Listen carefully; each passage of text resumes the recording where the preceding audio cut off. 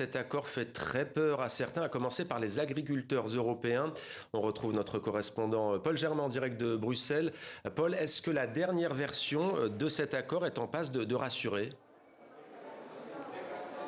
Eh bien, Mohamed, pas vraiment, même si la Commission européenne se montre enthousiaste. Le commissaire Šefčovič, qui est en charge du commerce, a expliqué que c'était un accord gagnant-gagnant, une vraie opportunité pour l'Europe, en particulier en ces temps troublés avec l'Amérique de Trump, parce que les Européens vont pouvoir exporter sans droit de douane ou presque des voitures, des médicaments ou des produits laitiers. Mais les pays du Mercosur pourront aussi exporter plus facilement leurs produits et ainsi près de 100 000 tonnes de viande bovine pourraient débarquer dans les assiettes européennes, alors que l'Europe n'en a pas vraiment besoin. C'est l'un des principaux points de crispation. Vous le savez, les agriculteurs européens sont vent debout contre cet accord.